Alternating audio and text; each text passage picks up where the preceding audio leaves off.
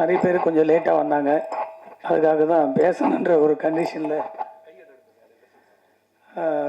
இங்கே வந்து நிறைய எமோஷனல் இருக்குது. அதெல்லாம் வெளியில் சொல்லக்கூடாதுன்னு பார்க்குறோம்.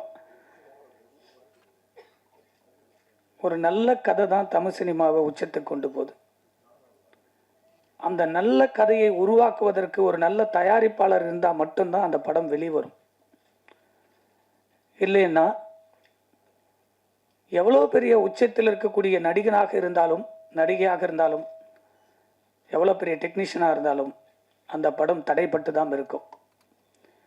அப்படி எண்ணற்ற படங்கள், நல்ல கதைகள் கொண்ட நல்ல படங்கள் எல்லாம் பாதியிலே எடுக்கப்பட்டு நிறுத்தப்பட்டிருக்கிறது.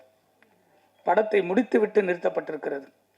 வெளியீடு செய்வதற்கு தவித்துக் கொண்டிருக்கிற இந்த இக்கட்டான சூழ்நிலையில் பல படங்களை பார்த்து கொண்டு விடுபட்ட கதைகள் எல்லாம் யோசிச்சு தினந்தோறும் சினிமாதான் என்று வாழ்க்கையை அர்ப்பணித்த பிறகு நாமளும் வெற்றி வரிசையில் வர வேண்டும் என்பதுதான் ஒரே எண்ணமாக, ஒரே குறிக்கோளாக, ஒன்று உச்சத்தை தொடக்கூடிய ஒரு இயக்குனராக, இல்லை என்றால் ஒரு உச்சத்தை தொடரக்கூடிய ஒரு தயாரிப்பாளராக வர வேண்டும் என்பதுதான் என்னுடைய கனவு.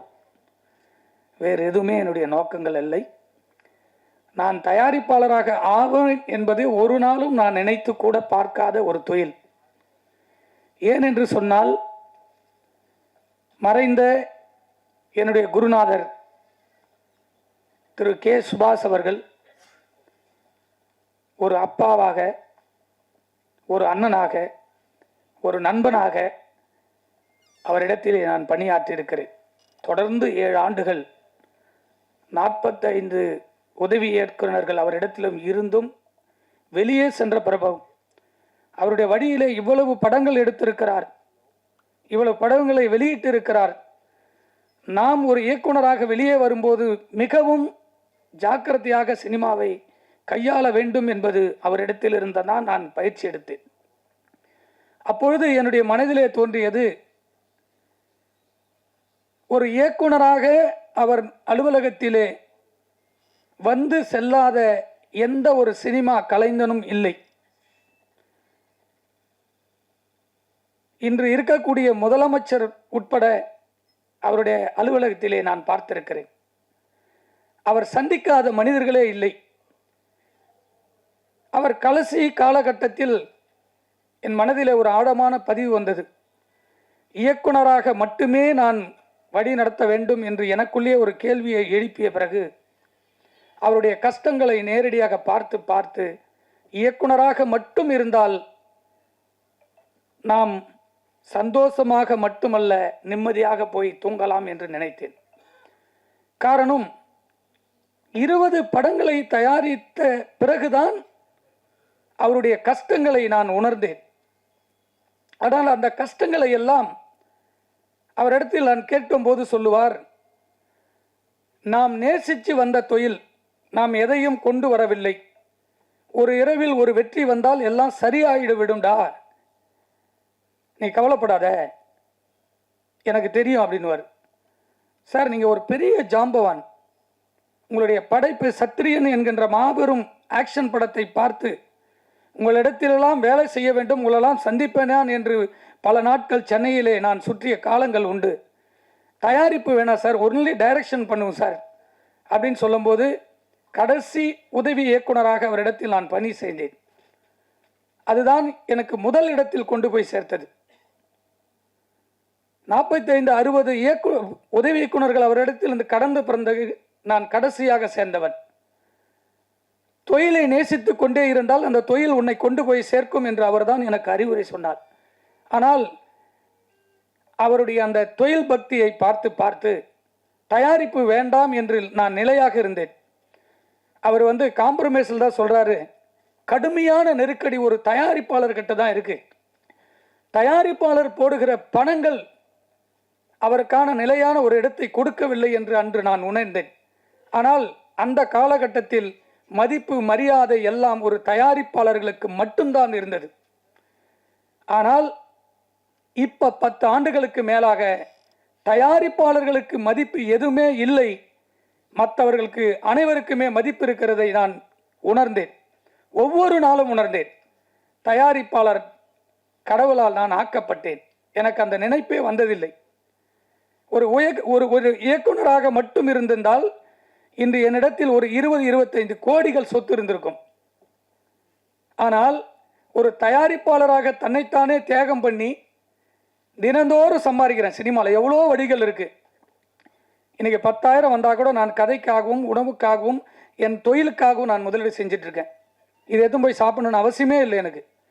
ஆனால் இதையெல்லாம் கடந்து சினிமா என்கின்ற ஒரு புனிதமான தொழில் தயாரிப்பாளர்கள் இல்லை என்று சொன்னால் இல்லை என்பதனை நான் திடமாக தயாரிப்பாளர் ஆன பிறகு உணர்ந்தேன்.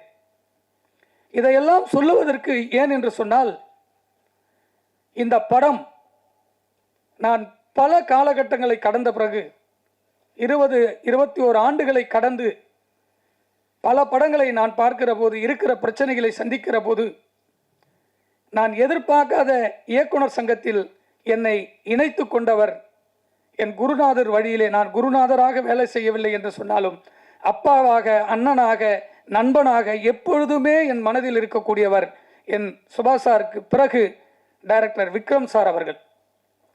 ஏனென்று சொன்னால், எந்த வழியில் வருகிறோமோ அந்த வழியை தான் நம்மளுக்கு உயர்ந்த இடத்தில் கொண்டு போய் சேர்க்கும் என்று சொல்வார்கள். நான் அவரிடத்தில் ஒரு வாரத்தில் பேசவில்லை, சந்திக்கவில்லை என்று சொன்னால் என் மனம் சோகமாகும். நேற்று இரவு தொலைபேசியில் சொல்லி, இந்த படம் மாபெரும் வெற்றியாக அமையும், உன்னுடைய எல்லா இடத்திலும் நான் இருப்பேன், என்னால் இப்போ வர இயலவில்லை, எனக்கு உடல்நிலை சரியில்லை என்று திரு விக்ரம் சார் சொல்லுகிற போது எனக்கு நேற்றிரவு மனது வலித்தது.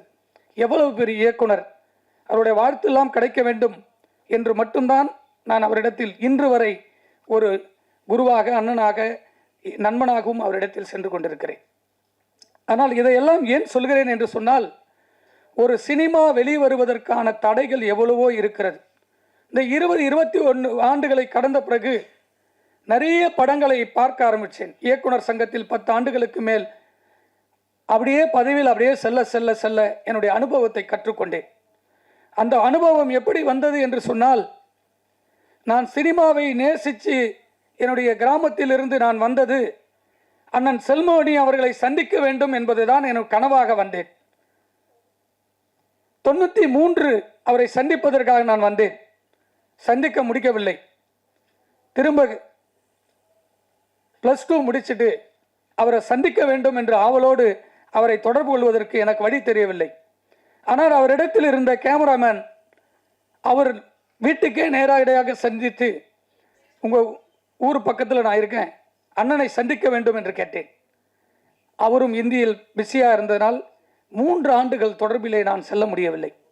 இதையெல்லாம் ஏன் சொல்லுகிறேன் என்று சொன்னால், அப்படிப்பட்ட மாபெரும் வெற்றிகளை கொடுத்த அண்ணன் செல்வமணி அவர்களை சந்திப்பதற்கும் அவரோடு இணைந்து நான் வேலை செய்வதற்கும் அவரோடு பயணிப்பதற்கும் இந்த இயக்குனர் என்கின்ற அவதாரம், இயக்குனர் சங்கம் என்ற அவதாரம் தான் இந்த சினிமாவை நேசித்ததினால் எனக்கு வழியை ஏற்படுத்தி கொடுத்தது.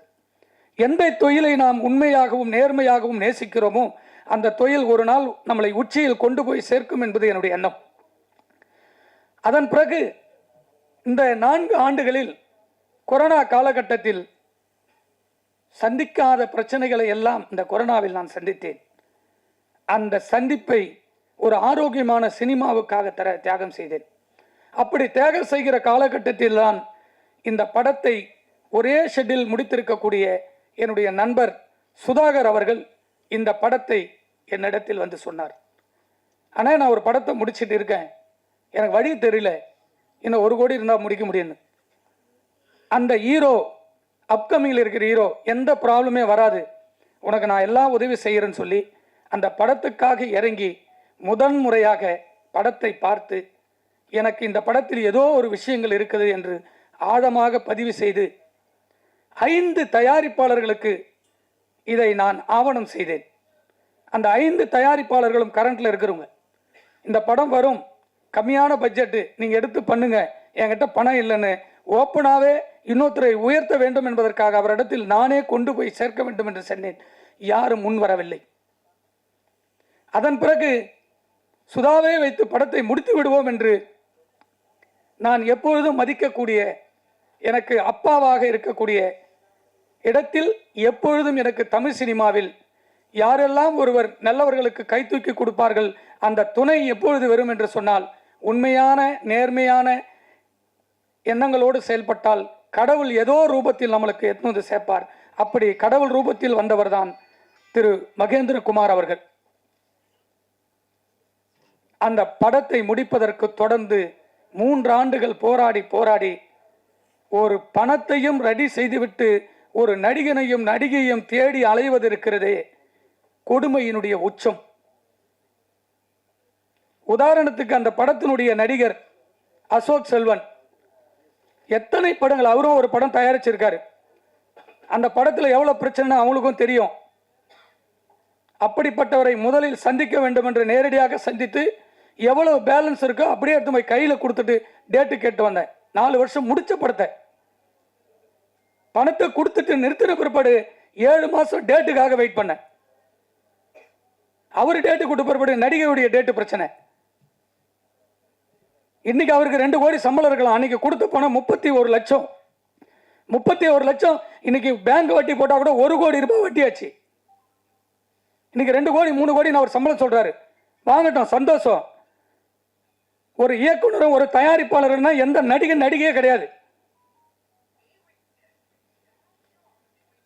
இன்னைக்கு 10 கோடி பிசினஸ் ஆகுதுன்னா 10 தயாரிப்பாளர்கள் சத்து பிறப்படுதான் ஒரு நடிகன் உச்சத்துக்கு போறான். அந்த தயாரிப்பாளரை திரும்பி பார்க்காத எந்த நடிகனும் உச்சிக்கு போய் திரும்ப வந்ததில்லை.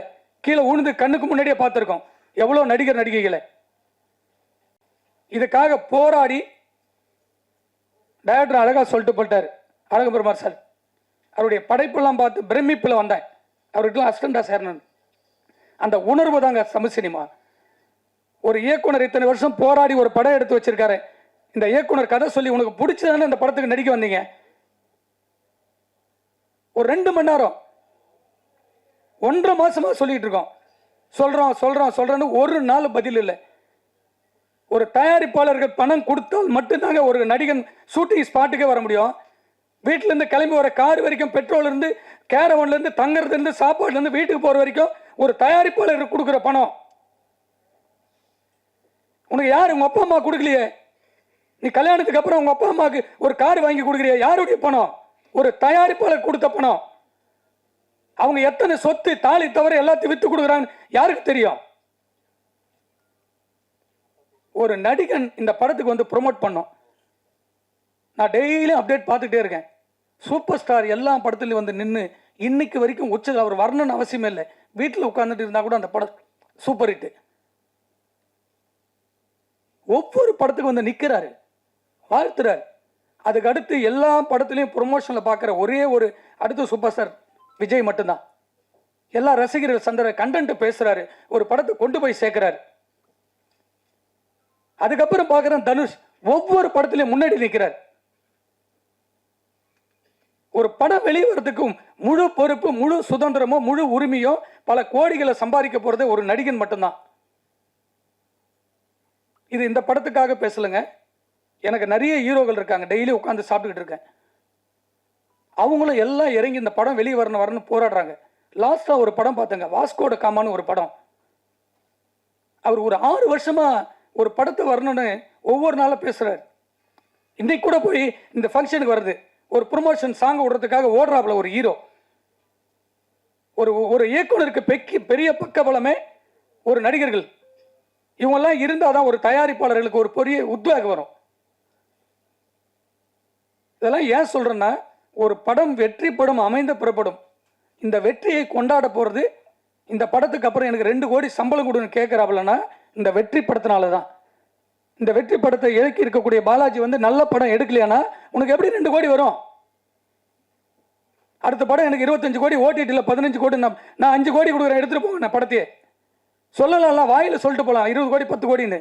இன்னைக்கு ஒரு படம் கூட உட்கார்ந்து பல கோடிகள் போட்டு ஒவ்வொரு தயாரிப்பாளரும் டிஜிட்டல் சேட்டலைட் விற்க மாட்டேன் அவதிப்பட்டுக்கிட்டு இருக்கோம். இந்த வேதனை சொல்லவே கூடாதுன்னு நினைச்சேன். ஆனால் நேற்று நைட்டு வரைக்கும் சரி வேண்டாம் தான் பொறுமையா இருந்தோம். இதுல இருக்கிற எத்தனை டெக்னீஷியன் உட்கார்ந்துருக்காங்க. எதுக்கு உட்கார்ந்துருக்காங்க? இங்க ஜெயிக்கணும்னு நினைக்கிறவங்க ஒவ்வொருத்தரும் போராட்ட களத்தை நிற்கிறாங்க. ஜெயிச்ச பொறுத்தவரை எல்லாருமே ஜெயிக்கணும்னு நினைக்கிறவங்களே தோக்கடிச்சுட்டு போயிடறாங்க. அதுதான் இங்கே சினிமா நடந்துகிட்டே இருக்கு. இந்த படத்தை பார்த்துட்டு அதுக்கப்புறம் வந்து ரொம்ப அமைதியாக தம்பி நிவாஸ் பிரசன்னாவை பார்த்தேன். அழகான ஒரு மியூசிக் டைரக்டர், அற்புதமான சிந்தனை உள்ளாள். ஒரு நாள் கூட நெகட்டிவாகவே பேச மாட்டாப்ல. ஆனால் வந்துடுறேன், சூப்பராக வந்துடுறேன், அப்படி ஒரு எனர்ஜி கொடுக்குறேங்க. அதுபோல் ஒரு டெக்னீஷியன்லாம் இந்த படத்தில் இருக்கும்போது தான் ஒரு பெரிய படமாக வெளியே வருவதற்கு பெரிய உத்வேகம் இருக்குது. எல்லா படம் வாங்கலுக்குள்ள ஒரு நம்பிக்கை வரணும்னா இந்த படத்தில் சொல்கிறவங்க தான். இந்த அலெக்சாண்டர் படம் பார்த்துட்டு சொல்கிறாருன்னா அவர் அதுக்கு பிடிச்சி தான் பேசுகிறார். இதையெல்லாம் ஏன் சொல்கிறேன்னா, ஒவ்வொரு நடிகனும் தான் படத்தில் கமிட் ஆகிறவங்க அத்தனை பேரும் வந்து அந்த படத்துக்கு வரணும்னு சொல்லி தயாரிப்பாளர் சங்கம், நடப்பு சங்கம், சிவாண்ணன் இருக்காரு, ராஜண்ணன் இருக்காரு, செல்லுமணி அண்ணன் இருக்காரு, தயவு செஞ்சு இந்த மேடையிலே கோரிக்கை வைக்கிறேன். ஒரு படத்தில் நடித்து அவங்களுக்கு சம்பளம் தான் கேட்க நாங்கள் கொடுத்துட்டு போகிறோம். படம் ஷூட்டிங்கு முன்னாடியே டப்பிங் கூட முடியல, பணம் கொடுத்தாதுன்னு கேரள வந்தாப்புல. படத்தை நைட்டோட நைட்டு வாங்கி எடுத்து போய் பணத்தை கொடுத்தோம். 4 மணி நேரம் ஷூட்டிங், 8 லட்ச ரூபாய் செலவு போச்சு. அந்த 8 லட்ச ரூபாய் கொடுக்க முடியுமா அசோக் செல்வனால? இதையெல்லாம் மீறி திரும்ப வந்து ஒரு படத்தை எடுத்து முடிச்சு வரும்போது ஒரு இயக்குனரோட பக்கபலமாக இருந்து அந்த படத்துக்கு எல்லா இடத்துலையும் வந்து நிற்கணும் ப்ரொமோஷனுக்கு. இது எனக்காக சொல்ல, எல்லா படத்துக்கும் எல்லா நடிகர்களும் ஒத்துழைப்பு கொடுக்கணுன்றதான் என்னுடைய எண்ணம். இது என்னுடைய படத்துக்குன்னு நான் சொல்லவே வரல. ஃபோன் எடுக்காத நடிகர் எதுக்குங்க? மேனேஜர் வைங்க, இல்லை மேனேஜர் ரெஸ்பான்ஸ் பண்ண சொல்லுங்க. ஒவ்வொருத்தருக்கும் 50,000 பேட்டா வரணும்னா 50,000 வேணுன்றீங்க. யாருக்கிட்ட பேசுறது? ஒன்று இயக்குநர்கிட்ட பேசணும், இல்லை தயாரிப்பாளர்கிட்ட பேசணும். உங்கள் ப்ராப்ளம் என்னன்னு சொன்னா அதை சால்வ் பண்ணுவோம். இது எல்லாமே வேதனையுடைய உச்சத்தில் தான் நான் பேசுகிறேன். ஏன்னா ஒரு நடிகர் நம்ம வேண்டாம் வேண்டாம் வேண்டாம் அப்படின்றதுக்காக தான் ரொம்ப அமைதியாக இருந்து இவ்வளோ பெரிய ஜாம்பவான்களாம் எவ்வளோ டைம் எல்லாம் வேஸ்ட் பண்ணி எதுக்காக வந்திருக்காங்க சொல்லுங்கள்? ஒவ்வொருத்தருக்கும் ஒரு கடமைகள் இருக்கு. இந்த படத்தில் இருக்க இந்த படம் வெளியே வரதுக்கு யாருக்கு? பிள்ளையார் சுதாகர்னு ஒரு ஆள் ஒருவர் இல்லைன்னா இந்த படம் எப்படி வரும்? ஆரம்பிச்சிருக்க முடியாது. தான் ஸ்கிரிப்டை தூக்கிட்டு போய் பாலாஜி எத்தனை வருஷத்துக்காக போராடுறாரு. அவர் இந்த படத்தை தூக்கி போட்டு வேற படத்துக்கு போயிருக்கலாமே, போலிய கடைசி வரைக்கும் இருக்காரு. இந்த படத்தை வராத படத்தை வருன்ற நம்பிக்கையில் எப்படி மகேந்திரகுமார் கேட்டு உடனே பணம் கொடுக்குறாரு எனக்கு? 3 படம் வந்து ஃபர்ஸ்ட் படம் தீ நகர் எடுத்தேன். தயாரிப்பாளர் ஒரு நாளும் வரவே மாட்டார். உடனுடன் அந்த படத்துக்கு எல்லா வேலையும் எல்லாத்தையும் நடத்துவோம். அகம்புறன்னு ஒரு படம் எடுத்தேன், அதே போல எல்லாத்தையும் நடத்தணும்.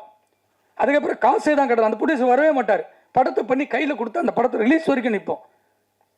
என் கூட நடிச்ச எல்லா நடிகருமே என்னோட அப்படியே ஃப்ரெண்டாக இருப்பாங்க. இப்போ இந்த படத்துக்கு படம் 4 வருஷமா போராட்டமா தூங்கும் போதெல்லாம் அந்த படம் தான் வருது. எப்படின்னா வெளியே கொண்டு ஒரு நல்ல படம்னு தோணிக்கிட்டே இருக்கு. இதையெல்லாம் சொல்றேன்னா பிரஸுக்கு இது போய் சேரணுன்றதுக்காக தான். என் படத்துக்கு வரலன்னா பரவாயில்லைங்க, அடுத்து நடிக்கிற எந்த தயாரிப்பாளருடைய படத்துக்கும் அவர் வரணும்னு சொல்லி இந்த மேடையில் இருக்கிற அத்தனை முன்னோடிகளுக்கும் சங்கத்திலுடைய நிர்வாகிகளுக்கும் தயவு செஞ்சு என்னுடைய கோரிக்கையாக வைக்கிறேன். எந்த நடிகனும் ஒவ்வொரு படத்தினுடையும் ப்ரொமோஷனில் நிற்கணுன்றதை ஒரு தீர்மானமாக எடுக்க வேண்டும் என்று உங்களுக்கு பணிவோடு கட்டளை இடுகிறேன். நன்றி, வணக்கம்.